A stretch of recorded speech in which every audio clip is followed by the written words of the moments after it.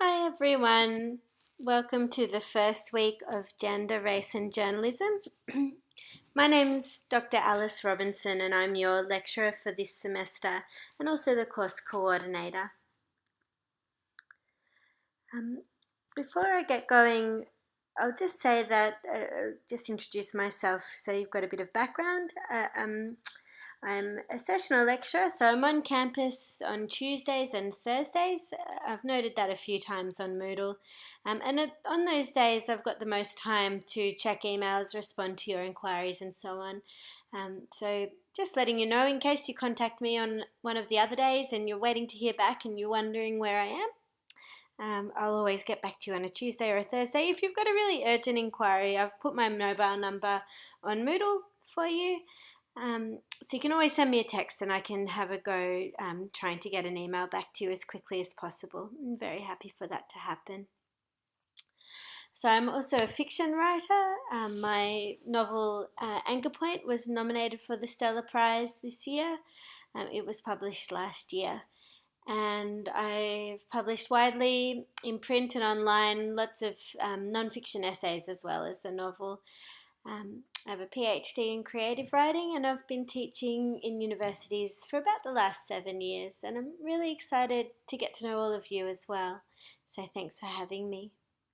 Just want you to know that I'm here to help, so if you've got any questions, please do ask. The point of all of this is to really support you in your learning. So I'm not here to set difficult tasks or trip you up or make things more complicated for you. I'm meant to be here to help you. So please do get in touch if you need that help. So let's get going with our introductory lecture. We're going to move through this topic, focusing in on some of the things that we'll talk about generally today. Let's get going. So journalism is obviously part of the publishing industry. It aims for inclusive language. That means that when we're writing about society or culture or people, we're writing about all groups as being equal. When you're using discriminatory language, it affords a different status to some groups. So the kind of overall aim in journalism is to use inclusive language, but to say this is to disregard the massive issues of inequality that exist in the publishing industry, and we'll get to those in a moment. First, though, it's important to know that in Australia, anti-discrimination legislation prohibits discrimination on the grounds of sex, race, gender, sexual preference, physical and intellectual disability, on marital status, age, religion, or ethnicity. So, in other words, it's against the law to discriminate or to exclude or to call someone out on the basis of any of these sort of markers of identity, if you like. This semester we're looking at gender and race in particular, but we'll also look at other types of discrimination, especially disability, that can occur as relevant to publishing. So I know you noticed that I said that it's illegal to discriminate on the basis of these different categories of identity, but it might be worth asking yourself whether you think there is true equality in our culture. I think it's pretty safe to say that as we go on, we'll start to see some pretty frightening, really, ways in which some groups in our culture are marginalised, and the way that the publishing industry and journalism are contributing to that marginalisation.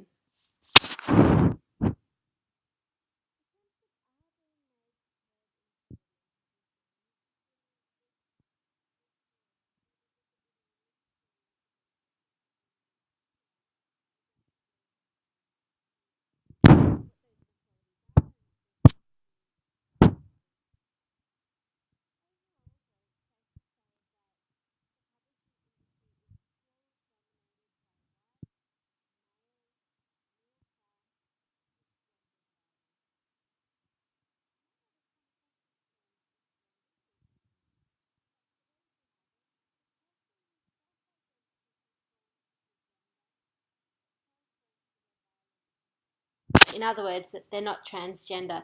So for people who have a vagina and identify as a woman, they're cisgendered. People who have a penis and identify as a man are also cisgendered. People with one kind of genitalia who identify as the other gender would be considered transgender by that definition.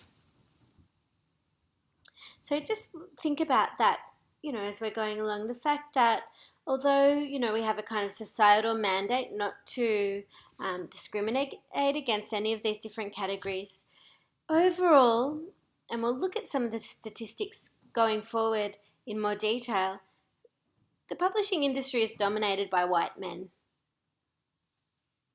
Women writers, non-white writers, so Indigenous writers, Asian writers, Black writers, and any other ethnicity, differently abled writers, so writers with a disability, queer writers, should and must be given voices.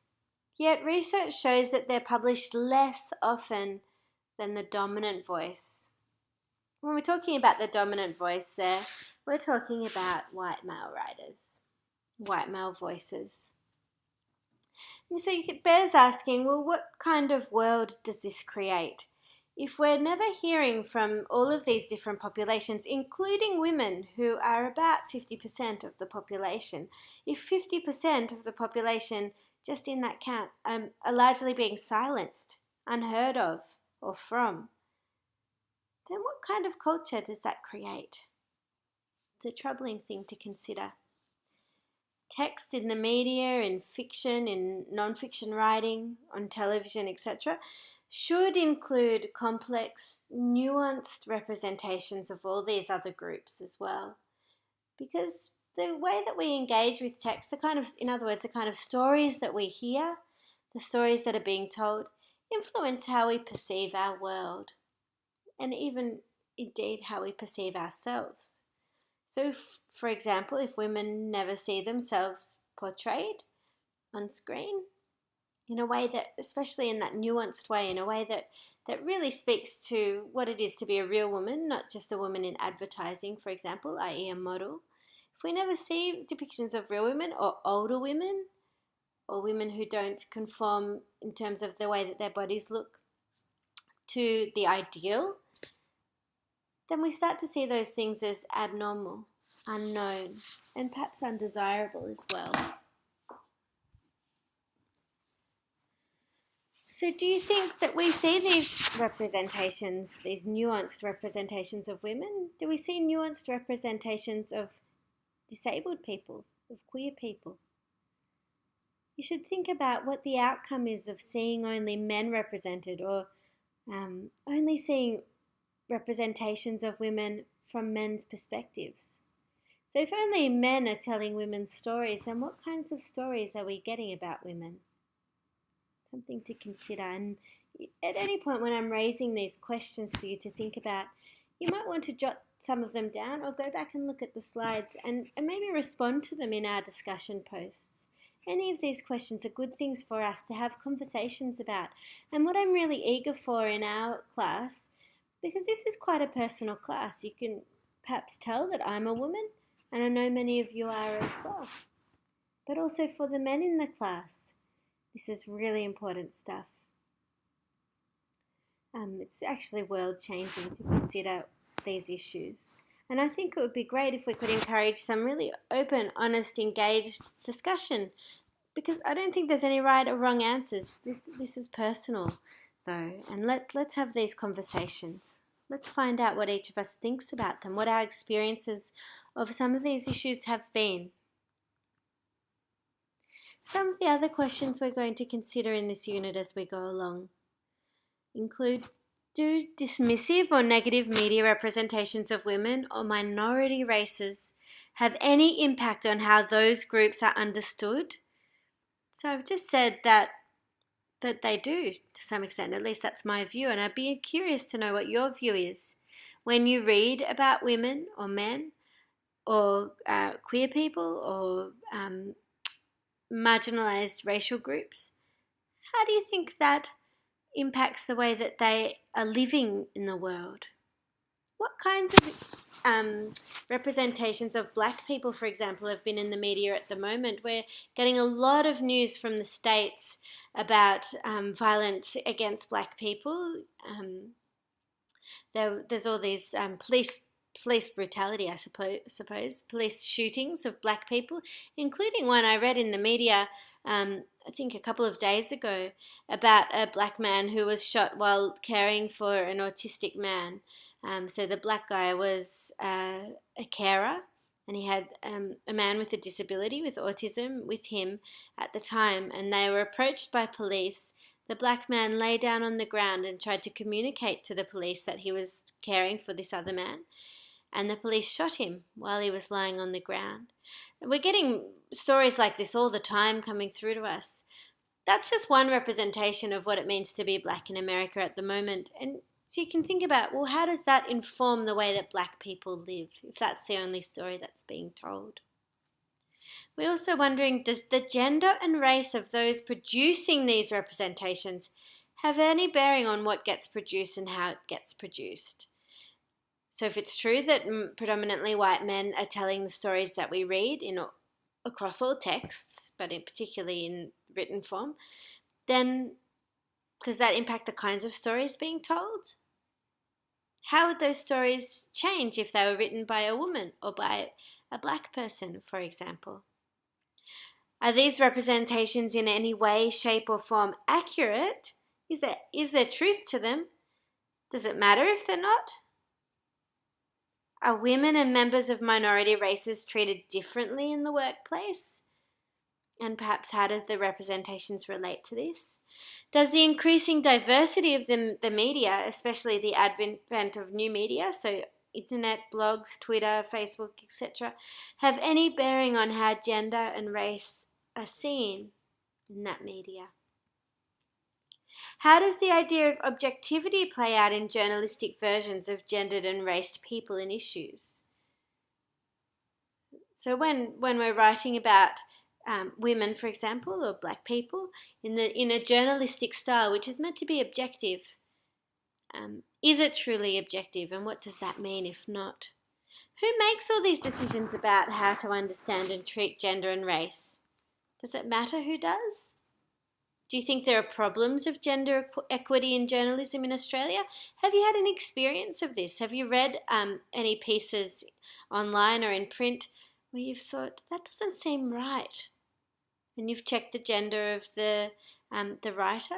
This is something I urge you to do now. As you're reading, it could be anything from a BuzzFeed post to a tweet to a long-form piece of journalism to the readings that we've provided for you in this course. Check the gender of the person who's writing them. Just check it out of interest and just keep a kind of mental tally about how many men versus women's voices you're being exposed to. It's just interesting. It's something that I kind of unconsciously do now all the time, and I'm often really surprised at how few women there are. Another thing that you can try to do, and we might do this as one of the weekly activities down the line, is just to keep a tally of how often a woman speaks in the show that you happen to be watching that night versus how often a man speaks. Are women in general represented as being different from men in the Australian media? How are various racial, ethnic, religious groups represented in the Australian media? Like, for example, Indigenous Australians, Muslims or refugees. Does it matter who produces the stories on women and racial, ethnic and religious groups? For example, how often do we get to hear about refugees from refugees? And if we're not hearing from the refugees themselves, then who's telling their stories, and how does that change the way the story is being told? So you may know that we categorize people on the basis of gender and race. But we do this because our attention is drawn to the characteristics that have come to identify the dividing lines between groups. In other words, in kind of culture, if you like, we focus on the differences between us rather than the similarities. And that's why we like to really highlight those lines between groups? Where does the way that I operate and I behave and my beliefs and understandings end?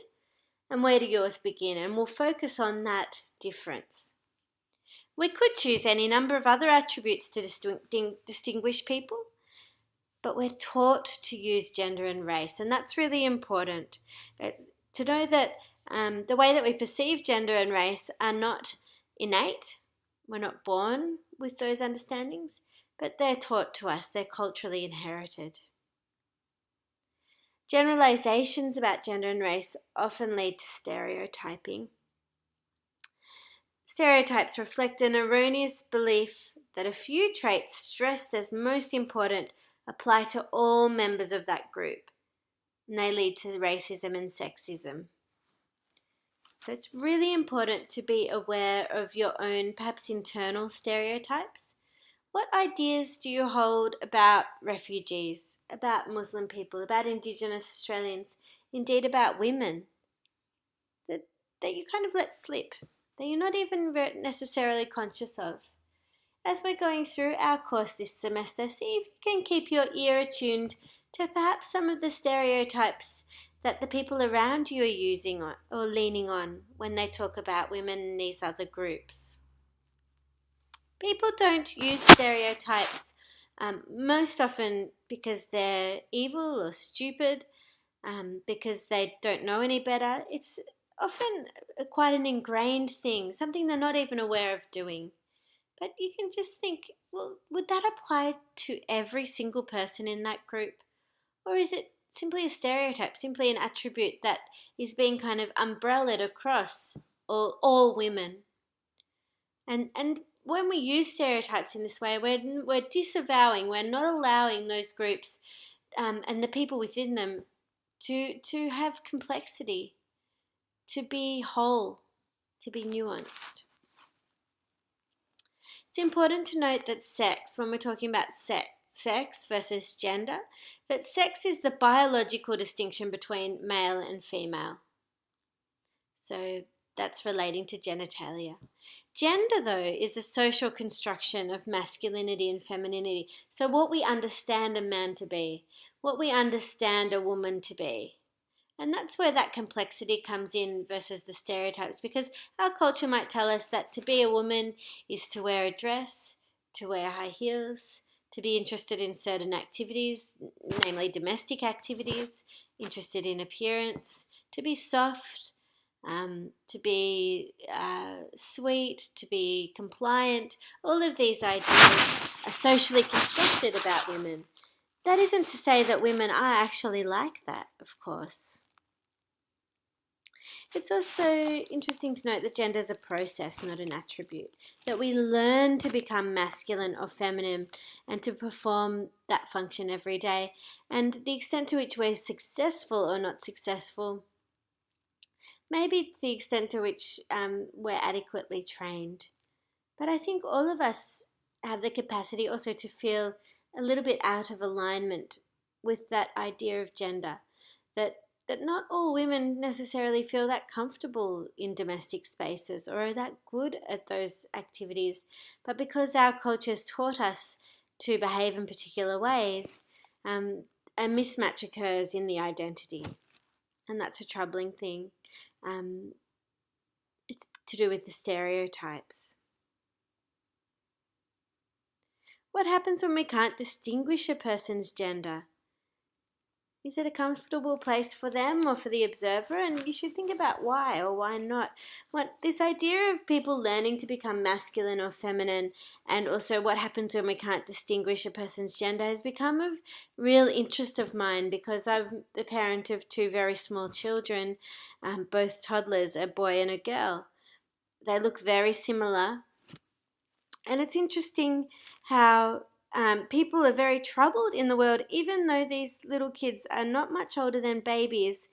Everybody wants to know immediately whether they're boys or girls. And sometimes they can't tell, and sometimes they get it wrong. And that's really, I can see in the faces of those people that they're really alarmed, A, when they can't tell, B, when they get it wrong. Because that kind of distinction of whether someone is a man or a woman, or boy or a girl, is kind of like the foundation of our culture. We want to know one way or another. Of course, there's many people for whom this is not a straightforward question. And so I can see this already beginning in childhood. Like from the moment someone's born, we want to know. We want to pin it down one way or another in one of these binaries: man, woman, male, female. And when we can't do that, there's a kind of a discomfort around that in our culture. I'll come back to that point in a moment.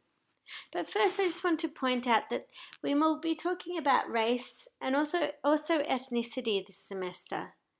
Race is relating to the physical characteristics that someone holds.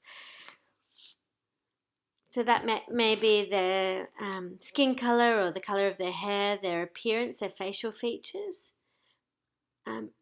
Whereas ethnicity is cultural. So that could be religious practices, language use, mode of dress, dietary habits and cuisine.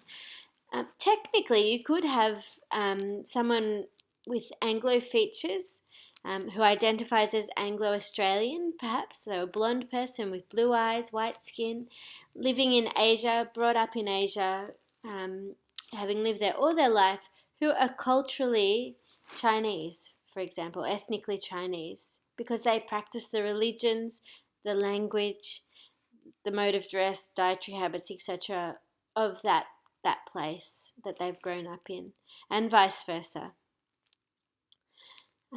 So the ethnicity of a person relates to the culture that they ascribe to or belong to, whereas their race is to do with the way that they appear, their physical characteristics. So just getting back to the idea of what happens when we can't tell somebody's gender, I just wanted to play this short clip that really speaks to the heart of that issue. Non-binary people are constantly invalidated, you'll hear one of these teenagers say, ignored and completely eradicated from everyday life. Now let's have a look.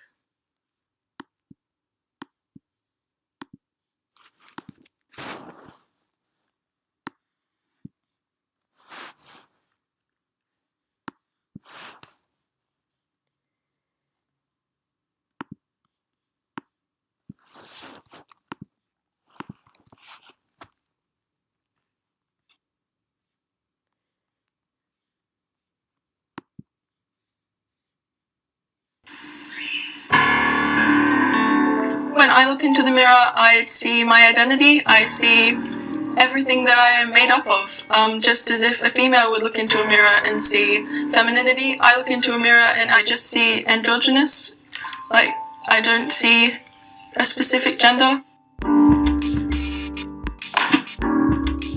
It was a long period of time that I sort of figured that I didn't quite fit into male or female. It wasn't just an overnight thing that I decided. And I researched non-binary genders on YouTube and discovered that it was actually a real thing, that people could identify as something other than boy or girl.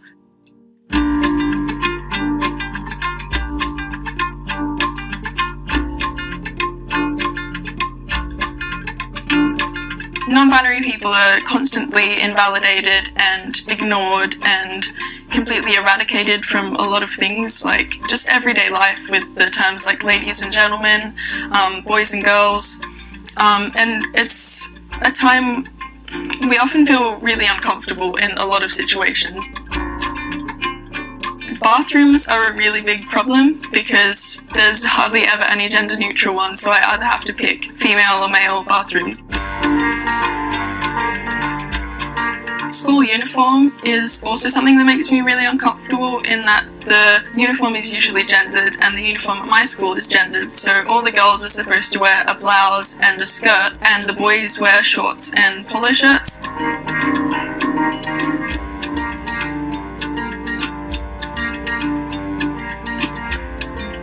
I really tried to be feminine, and I didn't feel comfortable with it inside, but I just tried to push that away. I was like, there's no way I can't be a girl.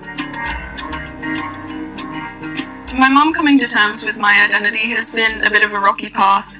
I remember her telling me that she always wanted a little girl, even before I was born. And then the fact that I was born a girl, and I had all these fun times with her, doing feminine things, and then all of a sudden I didn't want to conform to femininity, and I didn't want to be a girl anymore. That's what it sort of came across as to her. Luckily, she is very accepting and understanding, and she knows that my identity is valid, and she knows that how I feel is something that is genuine, but it's taking time. Hey guys, so today I wanted to talk about different types of non-binary genders. I personally identify as agender, but there are... I've always had a bit of a problem with being a boy, and when I found other people who identified as non-binary, that solved confusion for me and gave me some solidity in my identity.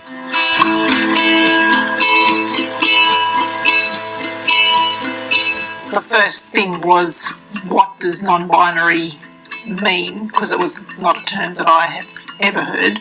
Part of them telling me that they were non-binary also meant that they didn't like being referred to as he or him. So their preferred pronoun was them or they. I also referred to them as my child, not my son, because that is how they identified.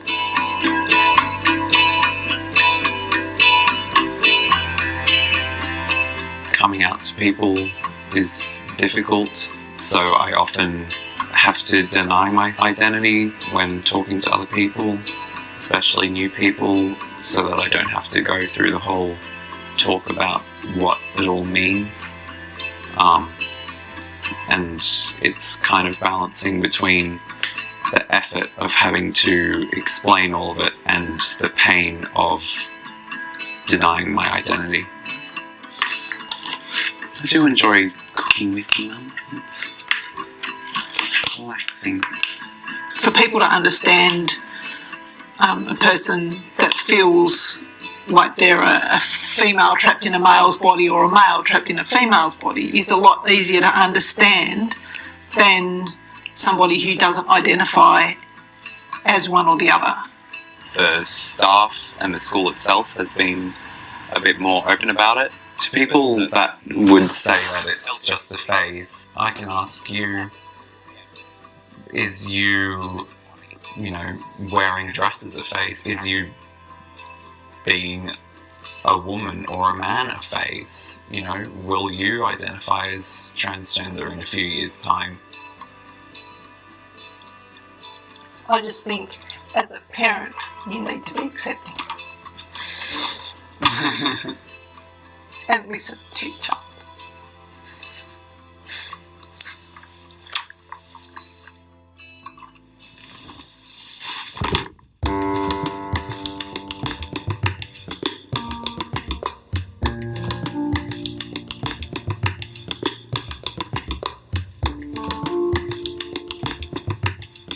I think it was when I was 10, I went to Mum and I said, "Mum, I don't think I'm a girl." And she's just like, "Oh, do you think you're a boy?" And I'm like, "No, I don't." And that's when we started talking to our doctors about it, trying to figure out a way that would make me feel more comfortable in my body. And after a while, we got in with the Children's Hospital, but we were on the wait list for a long time. During that time, I was browsing on the internet and I found something that said, "I'm not a boy, I'm not a girl, I'm not both, I'm not neither, I'm gender fluid." And that's when I realised, oh, that's what it is. That is what I identify as.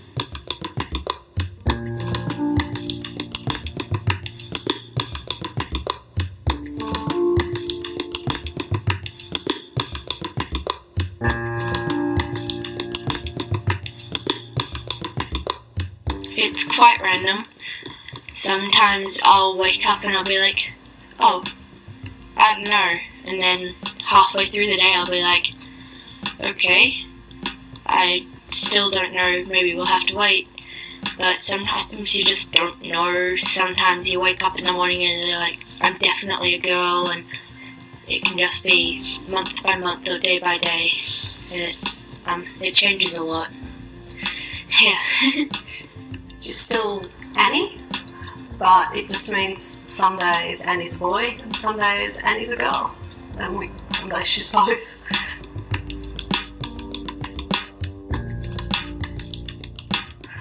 There are days where I'll go, I don't know if I'm using the right pronoun today. I don't know if we go shopping. Like, let's go buy some clothes, mother and daughter bonding. And it can be very difficult. Shopping with teenagers is hard anyway. Shopping with a child that might be a boy, might be a girl. Shopping can be very confronting. Finding clothing that suits the mood they're in that day. Annie's primary school graduation, and the kids were expected to dress nicely for the evening, and so we went out to the shops, and I'm like, oh, we'll get a nice dress. It's graduation, you wear a nice dress. But then we also went and bought a nice suit because we didn't know if Annie would feel like a boy or a girl on the evening. There was some points where I was, for almost months at a time, feminine or masculine, very specifically. And that's where it gets confusing, because you start to doubt yourself a lot, whether you actually are gender fluid. Oh, there's the dress you wore to graduation? Maybe. What about, the suit jacket? Nice shirt underneath. Being misgendered a lot is part of being gender fluid, and it's something you get used to. But if you constantly say, you're a girl, and you put me into that box, I will feel very, very hurt, because I do identify as gender fluid, meaning on some days I do feel very, very masculine. I feel like I am a boy. There's nothing you can do about it. Okay. Did you want to give the pink one a go? Yep. Nope. Okay, not a pink day. Cool. Yeah. Gender is a construct, but why do we rely on it so heavily as a personality thing?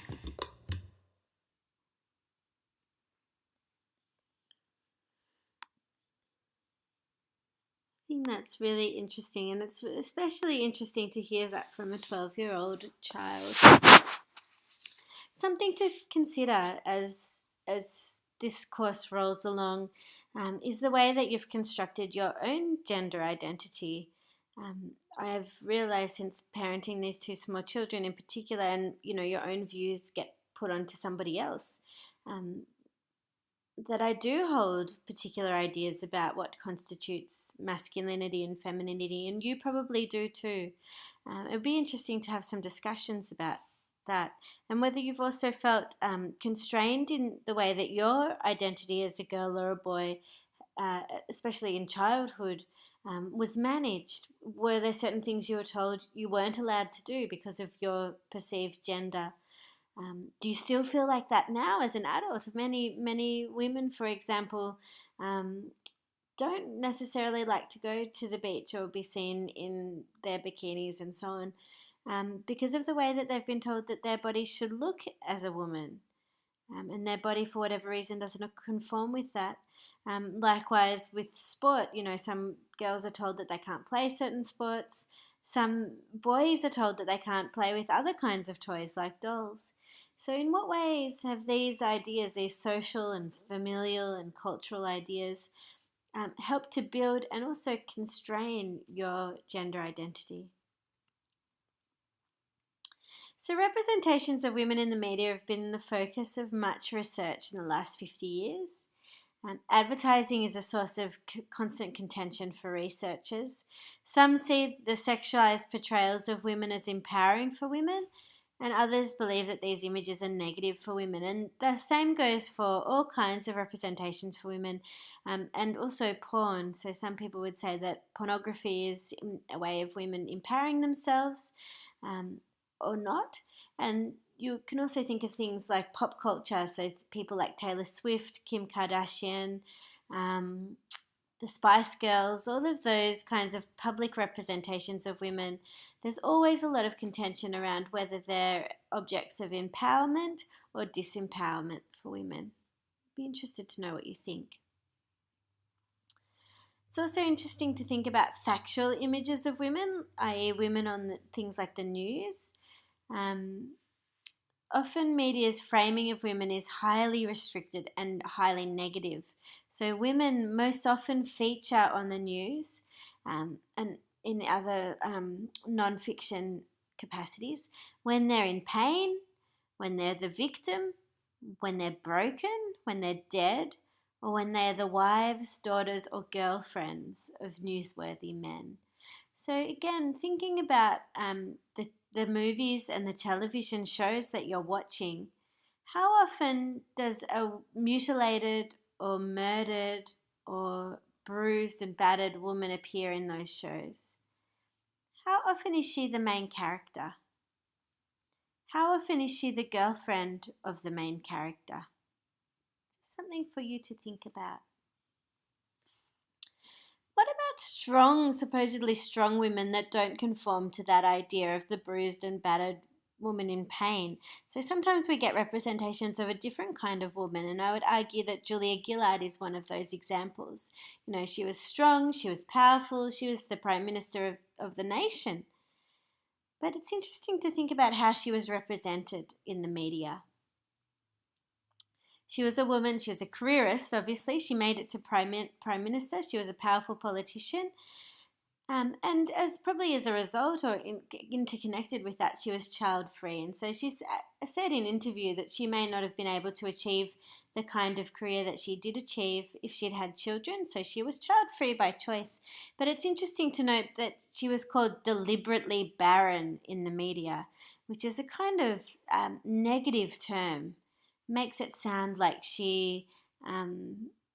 barren's such an ugly word, and she's done it deliberately. So it sort of almost has a moral quality to it. It's also been noted that it's long been assumed that families of male politicians sacrifice, while those of female politicians suffer because the head of the family, the wife, the mother, isn't there to look after them all.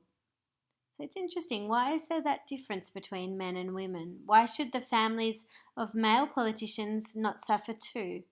Why should the families of female politicians not sacrifice also? Gillard was also open about not liking to cook, a traditionally feminine activity. Her kitchen became the subject of national debate when it was shown on TV because it was tidy, empty and clean. She said she doesn't like to cook, she doesn't use it much. But this was seen as a kind of amoral thing or a distasteful thing in a woman, even the Prime Minister. Also, her wardrobe choices were famously dissected and really criticised, analysed. This idea that we would look at what our Prime Minister was wearing because she was a woman and talk about that, even sometimes over and above anything else. It's really interesting because we don't see that same kind of attention turned on Tony Abbott, for example. Gillard's clothes and body were also subject to much critique. I guess one way of understanding all of this is to say that if women don't conform to the stereotype of femininity that we approve of, then we'll continuously point it out. We'll discuss them only in these sexist terms, so only in terms of what they look like, what their house is like, whether they have children or not. And we could argue that this is a way of controlling women, of degrading them. I just want to show you a very short clip of this occurring. Look, it's important to realise that Julia Gillard is part of a coalition. What that means is that she has to negotiate every single policy position. What that means is camel trading on the floor. It happens to be what she's good at. You can say, we want to know what she really, really believes. In fact, it's irrelevant, because whatever she really, really believes is not what's going to happen. Now, I agree with you that she was very badly directed by Arbib and Albanese. They were really worried about her dry, matter-of-fact, unglamorous style that she showed us when Rudd was away at the Bali conference, which was a complete bust, and she was there at 5 o'clock in the morning on the breakfast television, the voice of common sense. And we thought, we really like her. I mean, she's not in love with the sound of her own voice, which clearly Rudd was. She never said 20 words when 5 words would do. There are lots of good things about her. She's an administrator. She gets things done. She understands that she has to constantly get people on side, give people jobs to do, make sure that they do them. It's unglamorous. It's not star material, but it's what she's been doing. What I want her to do is get rid of those bloody jackets.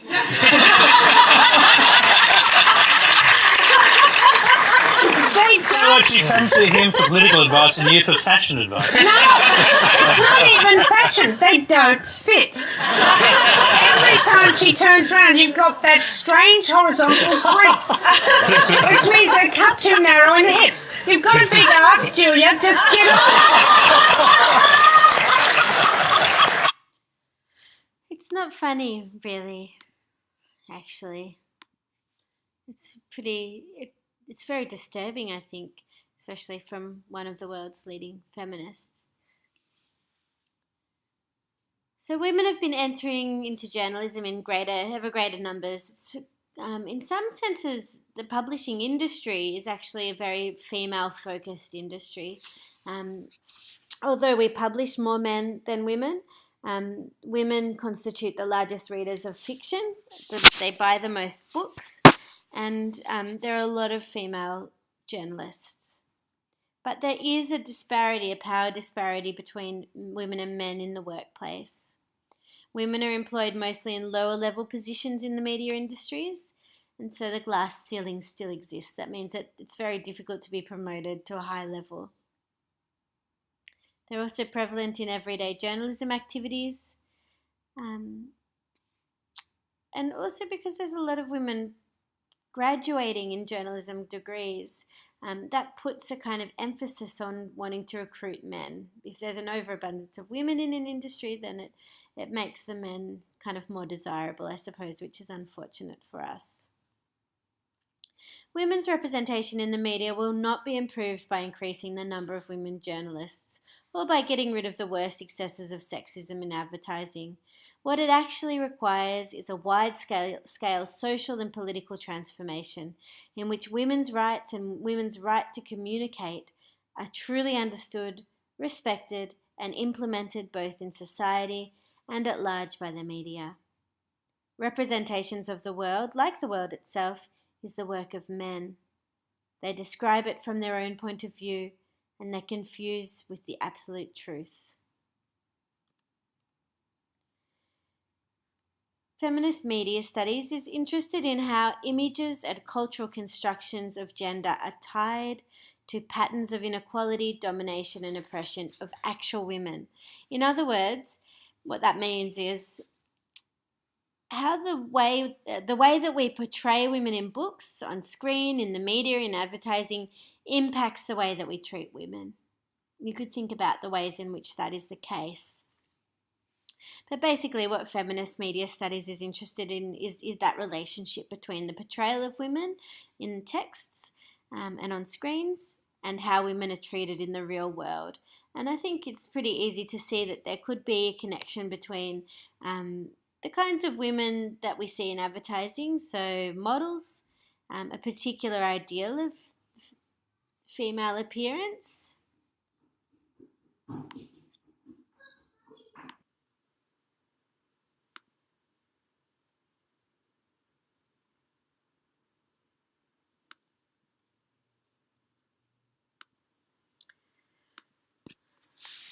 Okay.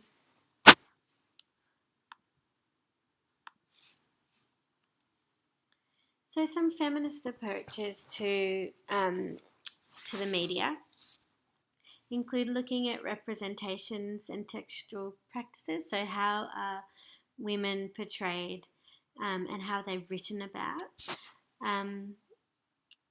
Kind of an emphasis on or an examination of the negotiations between audiences and texts. So how a text being read and interpreted. And also just an examination of the production of media. So who's paying for the material that's being created? How does that influence the way that stories are told? Feminist views can arise from a few different theoretical positions through Marxism. So that's the view that women are oppressed in the capitalist economic system and that their liberation comes about through the changes to the economic structure. So one way of thinking about that might be to say that if when women are in control of their own finances, for example, that leads to less oppression. You can view the media through critical theory in terms of a feminist lens. The view which would be the view that women are oppressed by social inequalities, or even through post-colonialism, so the view that research has concentrated too heavily on Western women, for example, or the relationship between settlers and Indigenous women. One important concept to think about as we go into talking about race and gender is the concept of the other. It's something that comes up a lot when we discuss these issues. Anything around difference really relates to this idea of the other. In simple terms, when we talk about the other, we're talking about the idea of there being a kind of a dominant ideal. In our culture, that's white men. So everything that's not a white man would be considered the other. The dominant ideal, the dominant power, is usually the one with the power, and it's also considered the norm. So what's normal? Well, in our culture, the power, the norm, is a white man, and everything else would be considered other than that. The other also includes the idea that social identities are constructed, like gender. They're not natural or innate. And also the idea that social identity, sorry, that's a repetition. The other does not simply mean someone who is not me, and this is really important, but rather someone who's not us. Otherness is a fundamental category of human thought. Thus, it is that no group ever sets itself up as the one without at once setting up the other over against itself, which means that we always define ourselves not in terms of who we are, but against who we are not. And that's really important. You can think about that in your own context too. You might be able to name all the attributes that you possess, but can you not also name all of the ways in which you're different from others, all the things you don't possess? So in kind of a racist context in Australia, we might say, oh, we're not like them, they do this, rather than seeing a connection to other people. So we're not defining ourselves in terms of who we are, but against what we're not. Woman is the other of man, animal is the other of human, stranger is the other of native, abnormality is the other of norm, deviation the other of law-abiding, illness the other of health, insanity the other of reason, lay public the other of the expert, foreigner the other of the state subject, and enemy the other of friend. So it's important to note that power is implicated here. It's important to note that groups don't have equal powers to define both self and the other. Often the other is simply, or groups that are considered the other by the dominant ideal, are simply the subjects of definition. So if you're constantly being defined by another group, held at arm's length, analysed, called the other, who holds the power? To what extent can any of us be anything we like if we're always being defined as other by the dominant groups?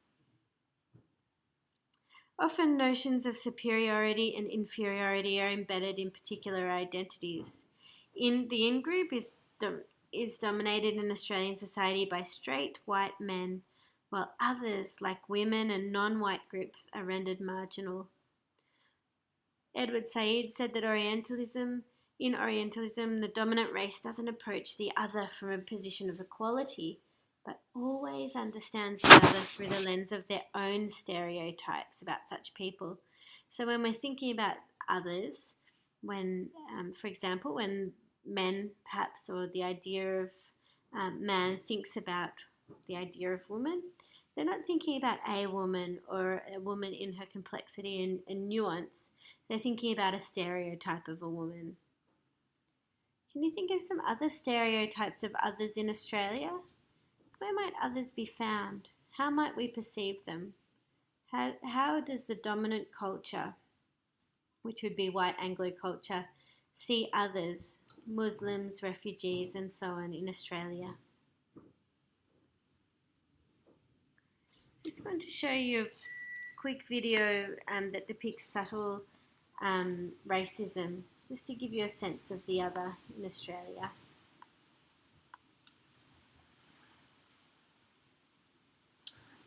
Oh dear, I'm sorry, my internet's gone out, so I'll have to link to that one on Moodle.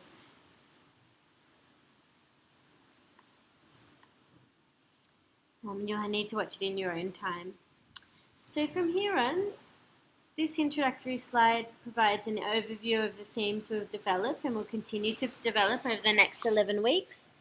The readings and writing activities that I'll provide each week will help you grapple with the concepts introduced here in week 1. And so what I expect from you each week is that you'll do the readings. Sometimes there's only one, sometimes there'll be more. But I expect you to read at least one that I've uploaded each week.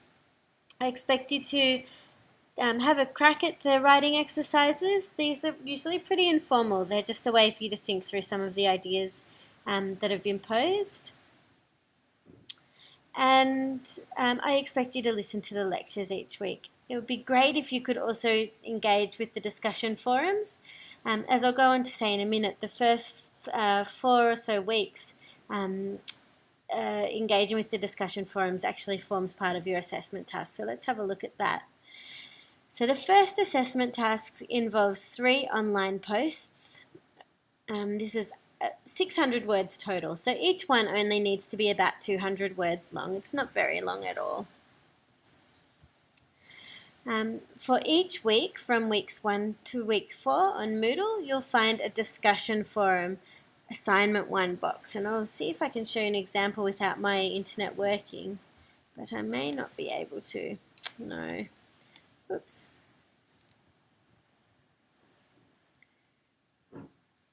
Now that's not going to load either. If you look under each week from weeks 1 to week 4 on Moodle, you'll see that I've created a little discussion forum just for the purposes of this assignment.